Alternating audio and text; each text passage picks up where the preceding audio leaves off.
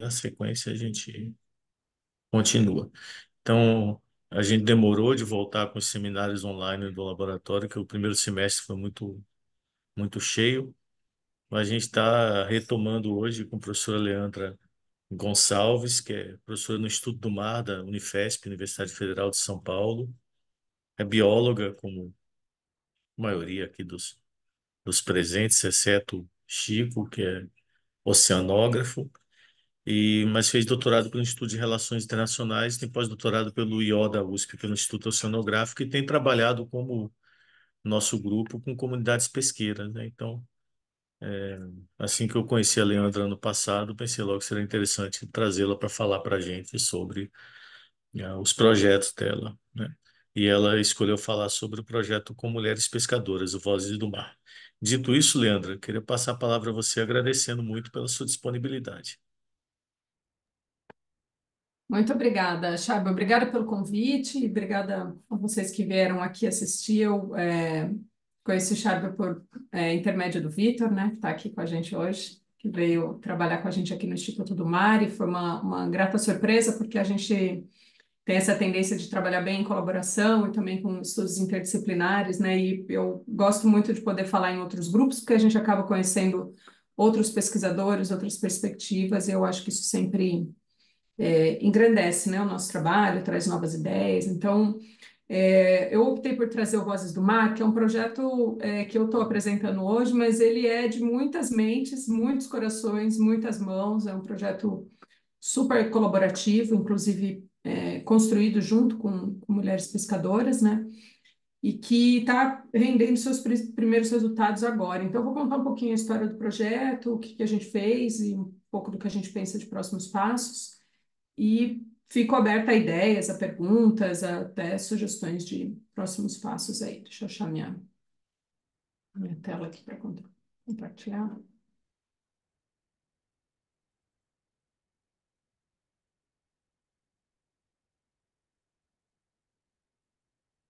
Gente, não dá certo com a aula.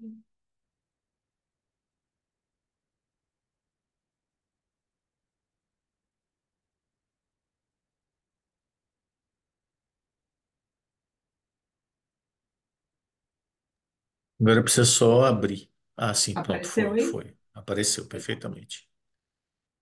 Deixa eu ver onde que eu boto assim, né? Aí, pronto. Bom, esse projeto a gente chamou ele de Vozes do Mar, expandindo e conectando as vozes das pescadoras para enfrentar as mudanças climáticas.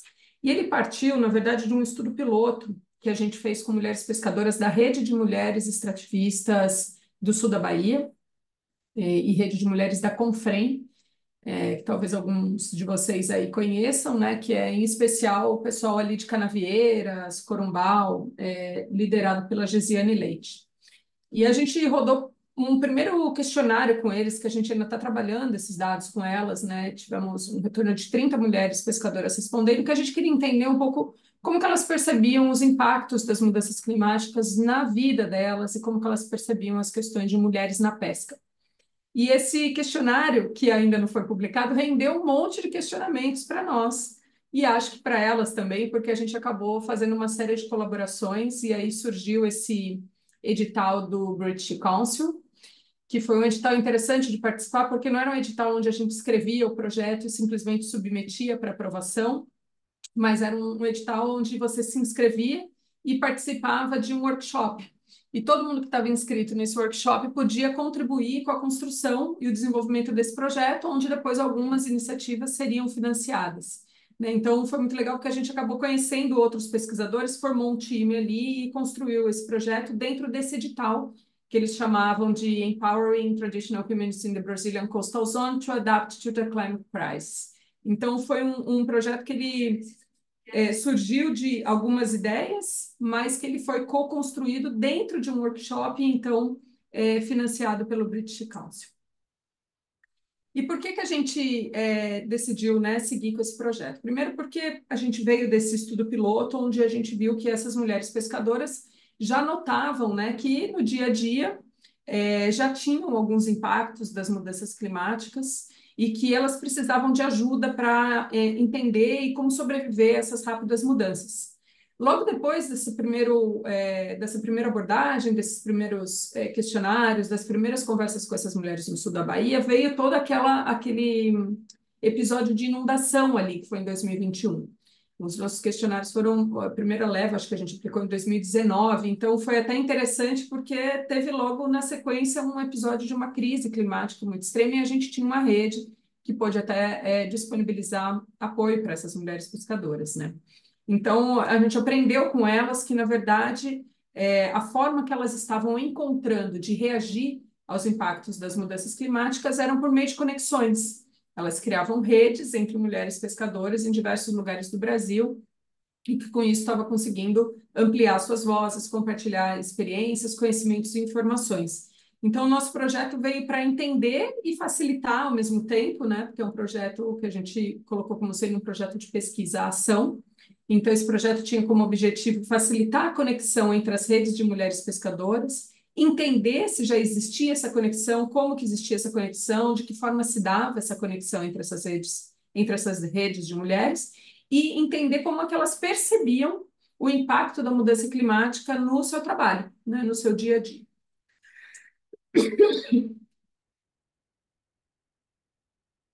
Então, nosso projeto é composto por esse time, algumas pesquisadoras já se conheciam, outras se conheceram nesse workshop, né, mas de diversos lugares do Brasil, inclusive de fora dele. A Lisa é da Universidade de Bangor, no Reino Unido, mas tem a Carol, a Graziella, a Lana, eu, Luciana e Marina, que fomos partes desse workshop e junto com Leonardo, Luísa, Mariana e Ricardo, que conhecemos lá, acabamos construindo o projeto Vozes do Mar. E aí, com esse projeto, a gente falou, bom, nosso objetivo vai ser facilitar a criação desse hub nacional para pesquisadores se conectarem com essas mulheres pescadoras, entender o papel das redes de empoderamento dessas mulheres pescadoras, entender suas percepções sobre as mudanças climáticas e criar uma série de materiais que a gente achava que seria importante para comunicar sobre isso. Porque em muitos fóruns que a gente participava de construção de políticas públicas, e especialmente em Brasília, mas também aqui no governo do estado de São Paulo, a gente tinha a percepção nossa, como cientistas, de que ainda não tinha essa percepção do impacto das mudanças climáticas em mulheres pescadoras. E isso foi totalmente provado ao contrário durante esse projeto. Como que a gente conduziu, então? A gente teve, primeiro, mapeamos, contatamos algumas redes de mulheres espalhadas pelo Brasil e pedimos que elas fizessem a divulgação desses contatos em redes e, como esse projeto começou, né, a ser construído durante o período da pandemia, a gente fez uma série de reuniões virtuais e algumas presenciais para tentar ampliar a interação não só com a liderança da rede, que era a nossa ideia inicial, mas também com as integrantes dessas redes em diversos locais do Brasil, né? Então, a gente fez algumas interações, mas também trabalhou com elas por meio de entrevistas e workshops, e agregamos no nosso time não só cientistas, que acho que esse era um dos objetivos que a gente tinha também, e fazia parte do objetivo do edital do British Council, que era integrar no nosso time outras habilidades. Então, fez parte também cinegrafistas, artistas, designer gráficos, além, obviamente, das nossas protagonistas, que foram as pescadoras. E esse projeto teve aprovação no Comitê de Ética, né, por meio da plataforma Brasil, para coleta de dados com esses atores locais.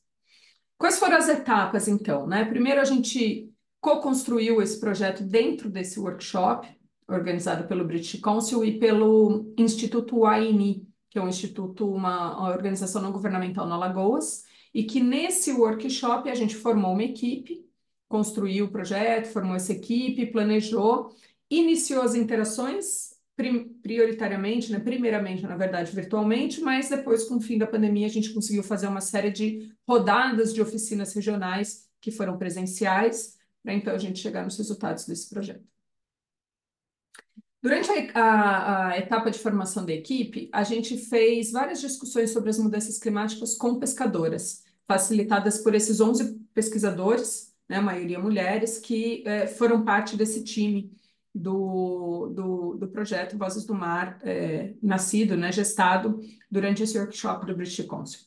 Então, foram contatadas cerca de 26 lideranças brasileiras da pesca feminina, em 16 eventos de divulgação, de julho de 2021 a março de 2022, né? Então a gente pegou um período ainda bem remoto, mas também pegamos um período presencial. A gente teve por volta de 61 pescadoras participando desses eventos, 6 representantes governamentais, porque a gente também buscou criar pontes, né, entre as comunidades locais e a tomada de decisão, e o envolvimento de 6 outros projetos que tinham atuações semelhantes, né, para que a gente pudesse, de fato, planejar e formar uma equipe interessante para esse projeto. E aí, como que funcionou? A primeira etapa que a gente começou a olhar foi a formação de redes, né? Então, a gente queria entender como que essas pescadoras se conectavam, por que que elas, quais eram as motivações, quais eram os desafios que elas tinham para trabalhar em redes e mapear essas conexões entre as redes das mulheres pescadoras, com foco especial na questão do impacto que a vida delas tinha com relação às mudanças climáticas e também a questão de gênero. Então, nós conduzimos junto com elas oficinas de mapeamento de rede. Essas oficinas tinham cada uma por volta de 2 horas de duração, e a gente fazia junto com elas também as entrevistas, né? Então, tinham 2 etapas, a oficina e também a entrevista sobre percepção dos impactos das mudanças climáticas em todas as regiões costeiras brasileiras no litoral, né? Então, teve sul, sudeste, norte e nordeste, sempre em grupos pequenos, indicados pela liderança da respectiva rede. E aí a gente fez um método de análise de entrevista, rodou as entrevistas e usou um método chamado análise temática por meio da codificação de Bardan, com tanto o código a priorístico, mas também com categorias vindas da literatura. O que que a gente notou durante esses diálogos, né, com essas pescadoras? Primeiro que as motivações que elas tinham para se organizar, se auto-organizar, empoderar, criar redes, era muito um sentimento de violência com relação à vida delas, ao trabalho delas, à opressão sobre o trabalho que elas tinham na realização da pesca, se sentiam muitas vezes invisibilizadas, notavam já muitos episódios de machismos e notavam que mesmo na escala local, na sua própria colônia, no seu próprio espaço, ainda era muito baixa a representação de mulheres nesses espaços de tomada de decisão. E traziam também que as redes, quando atuando nas questões voltadas aos impactos das mudanças climáticas, isso também era um fator de motivação, porque elas notavam que o impacto das mudanças climáticas na vida delas ainda era pouco conhecido, mas já já influenciava bastante a dinâmica da vida, porque elas tinham que caminhar mais, às vezes perdiam muito mais tempo para chegar até o local onde elas deixavam o barco, ou porque mudava a maré e aí mudava o horário da pesca e desorganizava com o horário da creche, onde elas tinham que deixar a criança. Então, as alterações ambientais, como a gente nomeou junto com elas, mudou muito a rotina da vida dessas mulheres, né? Não só pela questão de diminuição do pescado, mas mais pela mudança da própria rotina. Quando a gente perguntava para elas sobre o objetivo delas estarem em rede, muitas dessas redes praticavam atividades de economia solidária. Então, tinha muito envolvimento com troca de produtos, troca de ideias, troca de serviço, muita questão delas se conectarem, delas se acolherem, de compartilhar conhecimento, experiências, mas muitas delas traziam a importância do acolhimento, do estar em rede e se acolher. E muito também era comentado sobre a importância da manutenção da sua cultura, né? Então, quando elas se sentiam sozinhas ou de que aquele esforço não valia mais a pena, por meio das redes tinha muita questão do resgate cultural. Mas elas notavam também muitos desafios para a manutenção dessas redes, para o empoderamento, para a participação das mulheres em espaços de tomada de decisão, né? E esses desafios era, né, sempre mencionado muito forte a questão do financiamento, a ausência do financiamento para a manutenção das redes, de organizações comunitárias, também a questão da tecnologia, nem todo mundo dispunha, nem todo mundo sabia usar. Claro, né? A gente fez essa pesquisa em época da pandemia, então a pandemia foi muitas vezes mencionada como um desafio, mas a necessidade mesmo de você ter financiamento e ter tecnologia foram pontos assim principais muito mencionados durante as oficinas e as entrevistas.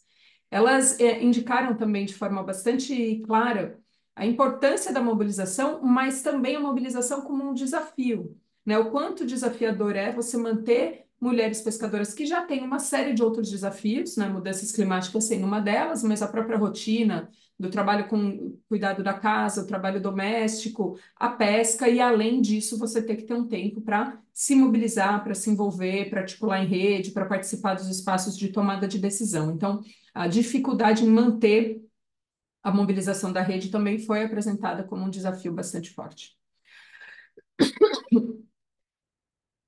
Quando a gente realizou essa atividade de mapeamento de rede, a gente notou que já existiam algumas conexões bastante fortes, né?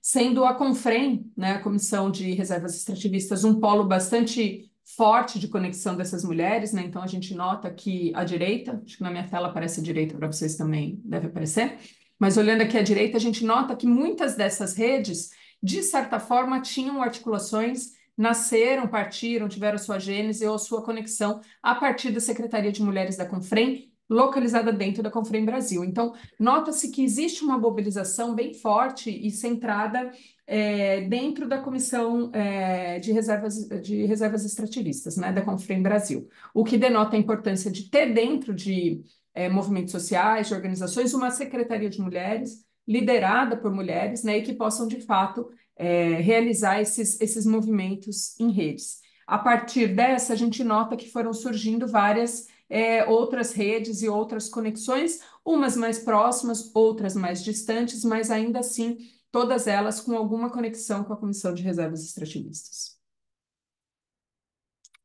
E por que que essa atuação em rede, né, é importante? Porque entender isso é importante também para elas, né, e em termos da nossa pesquisa, da nossa pesquisação.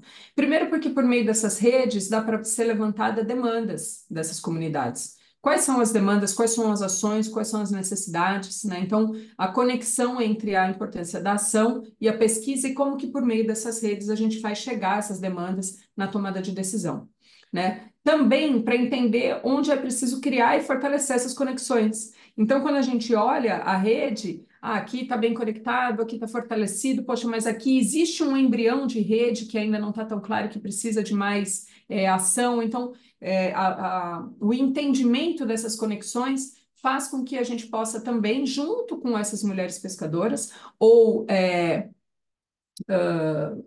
em parceria, né, em colaboração com essas mulheres, entender qual nódulo dessa rede é preciso de mais ação, é preciso de mais energia ou é preciso de mais atenção. Para resgatar e compartilhar, né, histórias, narrativas, ilustrar a conexão, né, e valorizar o trabalho desenvolvido por essas mulheres. Muitas delas, durante essas dinâmicas, durante as oficinas e os workshops, também manifestavam essa sensação muito forte de não só de serem inviabilizadas no seu trabalho como mulheres pescadoras, dentro do seu próprio núcleo, dentro da sua própria rede, dentro da sua própria colônia, mas também se sentiam bem pouco desvalorizadas, não entendendo mais muito a importância da cultura, de manter a preservação, de entender se deveriam manter os seus filhos nessa tradição ou indicar novos caminhos, qual seria o futuro da pesca artesanal. Então, ainda muita insegurança. A rede vinha também para dar uma segurança, não só emocional, mas também de partilha, né, de acolhimento. Quando a gente trabalhou com elas aí, mais por meio das entrevistas, as percepções de mudança, foi muito interessante porque a gente tinha como objetivo entender as percepções das mudanças climáticas nessas experiências compartilhadas, né? Mas a gente notava que por parte delas vinha muito essa preocupação sobre o futuro da pesca para as futuras gerações, né? E o que as mulheres precisam para ser mais resiliente nesse ambiente que já é bastante impactado pelas alterações ambientais, pelas questões antrópicas, né, e pelos efeitos propriamente dito das mudanças do clima. Bom, a gente realizou as entrevistas de percepções individuais que tinham duração mais ou menos de 1 hora. A gente tinha uma meta de 20 entrevistas, mas foi possível realizar só 10 entrevistas completas, por questões de financiamento, de dificuldade logística, né? E também porque a gente fez esse projeto para ter uma abrangência nacional, que já é bastante desafiador. E para essas entrevistas nós usamos análise temática de codificação. E aí, o que que a gente notou? Bom, primeiro desencadeador, né, de como essas mulheres se tornaram pescadoras foi a questão de tradição familiar. A maioria delas mencionava que se tornou pescadora por observar a família, por pescar sempre com os pais, com o marido. Tinha muita questão do como que você começou a pescar? Eu aprendi com meu pai, ia desde criança no barco, então muito uma questão da tradição, da cultura, da família. E algumas chegaram a mencionar também uma fuga da violência doméstica, de encontrar o seu espaço e de entender a importância de mesmo não sendo reconhecidas como pescadoras, atuar em colegiados para se fazer reconhecidas como pescadoras, né? Porque sempre tem aquele conflito de quem é de fato a pescadora, é aquela que está no barco, aquela que sai para mariscagem, é aquela que cata o caranguejo, ou quem faz a filetagem, descasca o camarão, também é pescadora. Então, muitas delas, quando a gente perguntava, não tinham ainda esse reconhecimento, né, do pós-captura. Ah, eu não sou pescadora, eu só fileto peixe, né? E sendo que hoje, né, demorou, mas desde 2004, normativamente, todos os trabalhadores e trabalhadoras da pesca que atuam na pós-captura são considerados pescadores, né, e pescadoras. Então, muitas delas ainda não tinham esse reconhecimento e a atuação em colegiados, em rede, aumentava esse reconhecimento sobre a importância do trabalho tanto de captura do pescado, mas também pós-captura. A gente fez também um trabalho com elas de entender, né, o que elas pescavam, e aí veio muito tainha, robalo, bagre, caranguejo, mas caranguejo, camarão e marisco eram sempre os prioritários.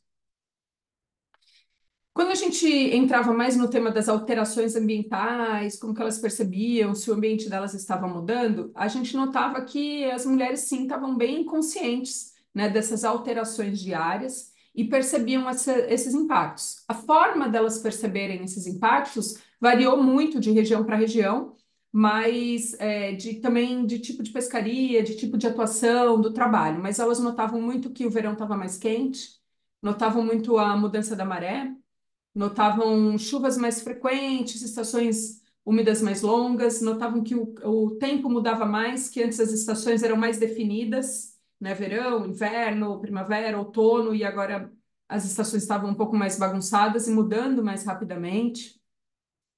Notavam, obviamente, uma diferença no pescado, né, que era o principal produto de sobrevivência da vida dessas mulheres. Então, ou isso era manifestado na diminuição da abundância daquele recurso que elas estavam acostumadas a capturar, ou tamanho, ou na diversidade das espécies que elas podiam oferecer ao mercado, né?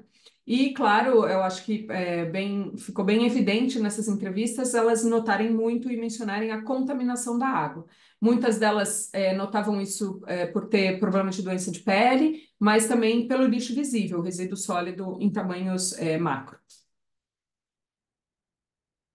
Quando a gente perguntava qual era o desafio para você ser uma mulher pescadora, né, a sua atuação no dia a dia, muitas delas, quase 100% das entrevistas, relataram muita questão de preconceito, né, por se sentir prejudicada, desvalorizada, invisibilizada, muito um trabalho isolado, né, e muito sentido que fazia parte daquele trabalho, mas não era envolvida na tomada de decisão, né? Não fazia parte da tomada de decisão em diferentes escalas e níveis, inclusive na escala local, na sua própria colônia. E a gente também fez uma discussão com elas sobre o futuro, né? Como que essas mulheres pescadoras viam ou entendiam o futuro da pesca na perspectiva da mulher.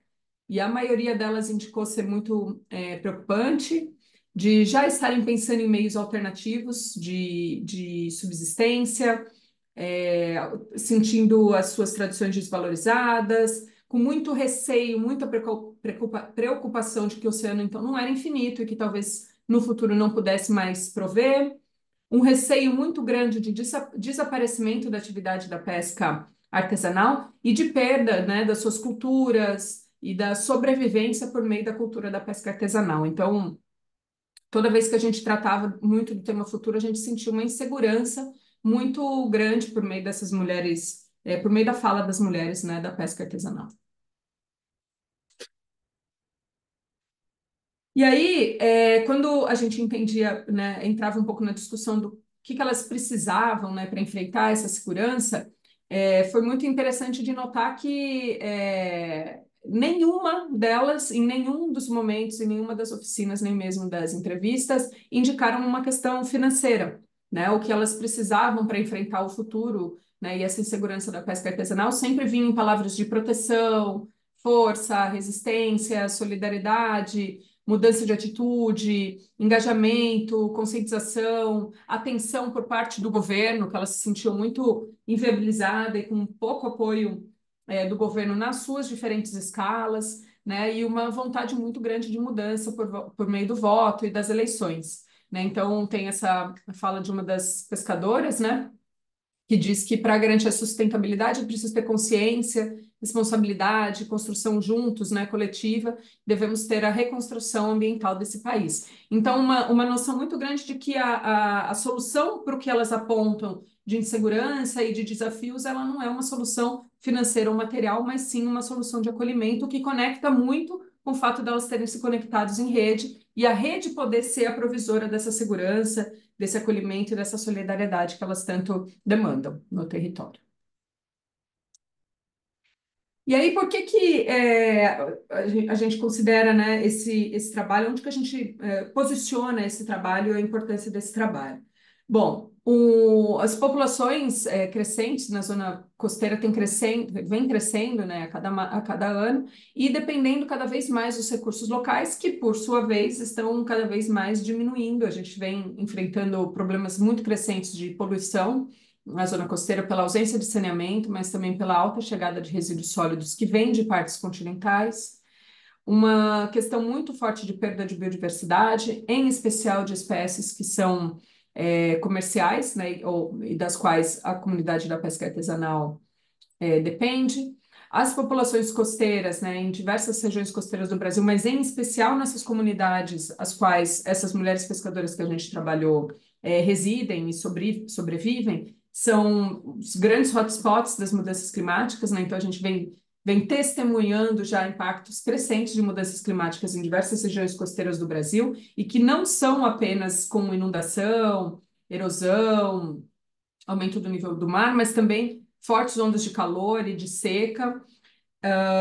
E a nossa ideia com esse projeto Vozes do Mar era documentar essas preocupações e começar a estabelecer conexões dessas mulheres com políticas, pesquisas, né, para tomada de decisão, uma tomada de decisão mais inclusiva. E aí, aqui destaco a fala dessa mesma pescadora, de 57 anos, que trouxe que o vento sopra as palavras para longe, mas o papel fica e diz o que queremos, porque não é só apontar os erros, mas também apontar as soluções. Aí aqui eu quis trazer um pouquinho, né, para vocês, para a gente até pensar junto, desafios e limitações para esse tipo de trabalho, né, que eu acho que o primeiro, um dos que a gente mais aprendeu foi que o projeto foi muito ambicioso ao pensar em fazer isso num recorte nacional, né, eu acho que o edital demandava um pouco isso e a equipe era de diferentes regiões, então um pouco a ideia de cada um trabalhar no seu território, mas acaba que teve uma abrangência muito grande, então deu para fazer alguns pilotos e uma fotografia ainda um tanto quanto ilustrativa, né, do cenário da zona costeira. A gente sabe que o Brasil é muito diverso em termos de biodiversidade, mas também de culturas, de artes de pesca, de modo de atuação. Então, acho que em termos de próximos passos é legal começar a fazer umas fotografias mais regionalizadas, né, estudos de caso com um pouquinho mais de profundidade em cada comunidade ou pelo menos em cada região. A demora, né, do parecer de ética, né, a Plataforma Brasil, acho que para todo mundo que trabalha com pessoas é sempre um desafio da gente conciliar o tempo do financiamento com o tempo do Comitê de Ética. A Covid e também os eventos climáticos extremos, porque bem no meio do nosso projeto, em especial a comunidade do sul da Bahia, foi impactada por um processo de inundação, então isso também mexeu bastante com a equipe do projeto e com as pescadoras que eram parte da equipe desse projeto, né? Como num momento de necessidade não se coleta dados, né? A gente se agrega para tentar conseguir reduzir os danos ao máximo possível para essa comunidade, então foi também um impacto. A questão de limitações tecnológicas, né, para os participantes se engajarem virtualmente durante o período da pandemia. E decidir essas construções de produtos, em especial os produtos de comunicação, né, o que seria interessante, como que as mulheres pescadoras poderiam utilizar esses produtos da melhor forma, né? Qual que seria a eficácia desses produtos de comunicação e, claro, a disponibilidade do time para trabalhar no projeto. Como ele foi construído num workshop, né? Acho que todo mundo tinha se inscrito nesse workshop e depois todo mundo tinha os seus trabalhos, né? As suas atividades, então a dedicação no projeto também foi um fator limitante. O que que a gente conseguiu produzir nesse projeto? Acho que eu não disse no início, mas talvez importante mencionar. Ele foi um projeto, o British Council ele deu, é um seed grant que eles chamam, né? Então foram 6 meses de projeto, mas com todos esses desafios, né, de inundação e Covid e tal, ele acabou sendo realizado em um ano e a gente está agora, vai para 3 anos de consequências desse projeto, porque demorou para produzir os materiais, acho que submetemos mês passado o primeiro artigo desse projeto, ainda tem mais alguns que estão sendo escritos, então era um seed grant de 6 meses, mas que depois teve 2 anos e meio de dedicação voluntária, né, das pescadoras e também da equipe de pesquisa para manutenção e continuidade desse projeto. Então, o que que a gente conseguiu fazer com isso e que a gente ainda vem repercutindo, né? Porque realmente 6 meses, portanto, que a gente aprendeu com essas mulheres foi muito insuficiente. Bom, primeiro foi, né, como tinha essa demanda da gente envolver artistas, designers, ilustradores, né, a gente criou uma marca que eu particularmente acho muito bonita, mas que foi criada com o objetivo de mostrar a força e a resiliência, né, e obter um reconhecimento muito fácil e rápido, né, para essas mulheres se identificarem. Então, foi inspirada na literatura de cordel e foi discutida, aprovada, foi coproduzida, né, com essas mulheres pescadoras e foi feito em especial pela liderança de uma das pesquisadoras do nosso grupo, que é a Caroline Facina, junto com a Carolina Gessler. E aí a gente criou essa série de logos e de marcas para a identificação do nosso projeto Vozes do Mar e para que as pescadoras se identificassem também com esse projeto e fizessem parte dele. E na sequência, a Carol Gessler também, inspirada, né, pela arte da xilogravura, criou uma série de artes mostrando técnicas, né? A xilogravura já é uma técnica de impressão artesanal, mas a ideia foi usar essa impressão artesanal para retratar a pesca artesanal na visão das mulheres. Então, ela pegou várias informações das entrevistas e das oficinas para produzir essa série de artes para divulgar e comunicar, né, o trabalho dessas mulheres. Então, a gente trouxe um pouco a referência da pesca, da mariscagem, da cura, da filetagem, a rede, a venda, a tarrafa, né, o remo, tentando mostrar todos os diferentes tipos de trabalho que as mulheres pescadoras realizam na pesca, né? Foi construído um website que chama Vozes do Mar, que está hospedado dentro do site da Liga das Mulheres pelo Oceano, de onde também surgiram parte das discussões para a construção desse projeto, né, onde a gente vem disponibilizando todo o conteúdo que a gente promoveu nesse projeto, desde a sua história, né, até os produtos, as logos e vídeos e tal. E criados também alguns materiais educativos que tinham como finalidade, que tem, na verdade, como finalidade, não só compartilhar o que a gente aprendeu ao longo desse projeto, divulgar também esse conhecimento, mas também ter uma forma de. Eu não sei nem se é correto, depois de tanto tempo, hoje eu acho que até reavalio, acho que não foi bem uma devolutiva, porque foi muito construído junto com as mulheres pescadoras, então acho que, na verdade, não precisava necessariamente uma devolutiva para elas, que eram muito parte integrante do projeto, mas acho que para a comunidade, de uma forma geral, para que elas pudessem divulgar no WhatsApp, e contar um pouquinho do que elas haviam produzido junto desse projeto Vozes do Mar, né? Então, gerou alguns materiais que foram divulgados também por meio de WhatsApp e redes sociais dos parceiros, né, do British Council e das ONGs locais que foram parceiras desse projeto. Aí foi produzido tá em produção ainda um mini documentário, mas a gente fez uns curtas que eu separei aqui também para mostrar para vocês bem rapidinho, que conta, né, que aí não é a Leandra contando, mas para vocês ouvirem um pouco toda essa história na voz das pescadoras que participaram desse projeto. E aí agora a gente tem uma série de próximos passos, inclusive a gente sempre aceita sugestões de próximos passos para o Vozes do Mar, porque é um projeto que no momento ele está sem financiamento, mas que a gente vive tentando alguns editais para dar continuidade, em especial editais que aceitem incluir, financiar e colocar bolsa para as mulheres dessas comunidades, né, para que elas possam, de fato, participar de forma integral. Né? Então, a gente entende que o Vozes começou como um importante diálogo entre as pescadoras, né? Facilitou diálogos, colaborações, novos projetos, né? Mas o que a gente tem conseguido manter agora com o fim do financiamento é a divulgação dos resultados e produtos, manter esse diálogo com as pescadoras e trabalhar em alguns produtos acadêmicos. Recentemente submetemos um artigo para a Marine Policy, que a gente espera que tenha uma boa revisão aí nos próximos passos, mas que a gente siga tentando financiamento para o Vozes do Mar. E aí, acho que estou aqui no meu tempo, mas se vocês me permitirem, gostaria de mostrar um dos videozinhos, né? E aqui deixo meus Claro, agradecimentos, claro. em especial às pescadoras, né? E a nossa equipe aqui. Deixa eu ver se eu consigo mostrar para vocês o vídeo. Acho que não está.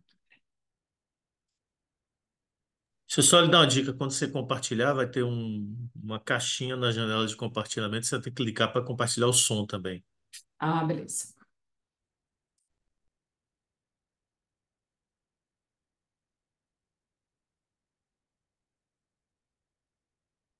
Esses vídeos, eles foram feitos por uma cinegrafista que também, de certa forma, trabalhou com a gente de forma bastante voluntária e foram coordenados também pela Caroline Facina, que é aqui do nosso grupo. Eu vou passar dois, tá? Esse. Mulher na embarcação. Ah, peraí, não fiz o que o Chardo falou. Um minutinho, peraí. Não, veio com som, tava com som. Ah, foi? Ah, tá aqui, Hum. Charles.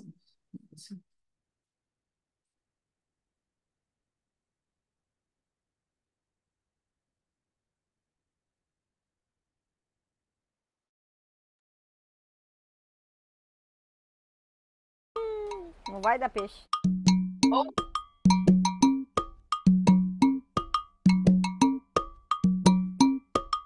Meu foco sempre foi o mar. Sempre tive uma ligação muito grande por ter nascido no mar, literalmente. Então, a minha ligação com o mar sempre foi de muito pequena.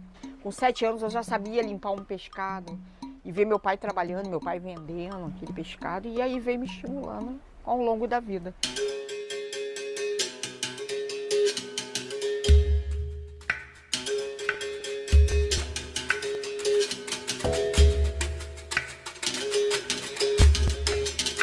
Há alguns anos atrás, há 20 anos atrás, isso é abominável, uma mulher na pesca. Se eu tivesse ouvido isso lá atrás, eu não estaria trabalhando com relação às áreas que eu trabalho. Eu não seria professora, eu não teria focada na pesca, eu não teria bióloga, eu não teria os projetos que tenho, eu não teria vida.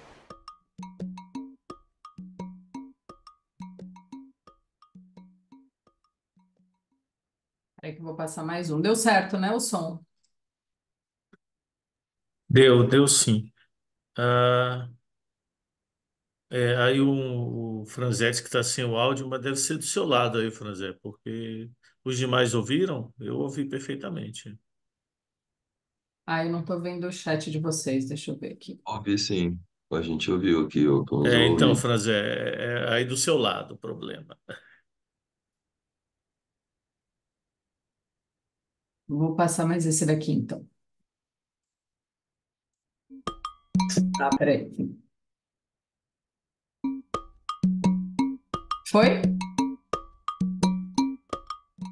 Somos pesquisadoras de todas as partes assim do Brasil, norte, sul, sudeste, e a gente se encontrou porque a gente decidiu fazer um projeto para entender um pouco mais como é que são as pescadoras, entender um pouco assim do cotidiano de vocês e principalmente assim como mulheres. Quais são os desafios hoje que vocês sentem ou sentiram, assim, que passaram, né? Entender um pouco da história de vocês mesmo, né? Me inscrevi para participar do workshop oferecido pelo British Council, o Conselho Britânico, junto com o Instituto AINE. Semanas de um encontro entre pesquisadores britânicos e brasileiros muito produtivo, onde nós pensamos projetos para empoderamento, para fortalecimento das comunidades costeiras de todo o Brasil. A gente quer entender dessas mulheres se elas têm percebido ao longo do tempo da atividade que elas realizam da pesca mudanças no meio ambiente. Se você tem notado que está mais quente, que tem mais peixe, tem mais caranguejo. Então, nosso projeto é um pouquinho sobre isso. O que a gente tem percebido, né, dentro das entrevistas, tanto online quanto presencial que a gente tem feito com essas mulheres, é que elas têm percebido que durante a pesca, principalmente a diversidade de peixes tem diminuído e também outras questões mais abrangentes, como por exemplo mudanças de temperatura da água, poluição e também as marés, enfim, coisas mais relacionadas às mudanças climáticas em larga escala. As pescadoras mais antigas, elas relatam como que elas percebem uma maior frequência de eventos extremos, por estarem ali em contato direto com o mar, que é um anteparo muito nítido dos efeitos das mudanças climáticas, já percebe muitas variações, a fluidez, a inconstância de um sistema aberto e global como é o oceano. Como os resultados desse projeto, estamos elaborando 2 artigos científicos, mas também materiais mais de popularização desses resultados, né, como materiais de audiovisual e artísticos, justamente para propagar, né, não só os nossos achados, mas também as vozes dessas mulheres, né, no intuito de fortalecê-las cada vez mais nas suas lutas diárias. Então é muito bacana como a gente viu algumas interfaces entre o saber, as convergências mesmo, né, entre o saber da pesca e o saber da ciência do mar ali convergindo para essa ação em rede mais resiliente. É isso que as entrevistas procuraram captar. E o que a gente espera é que melhores conhecimentos para as futuras gerações fiquem desse projeto. Assim.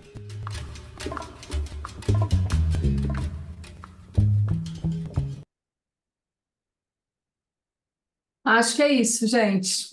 Obrigada, Charbel, pelo convite. Obrigada a todos que vieram assistir. Eu fico à disposição para esclarecer qualquer pergunta que vocês tenham ou qualquer ideia que vocês queiram compartilhar.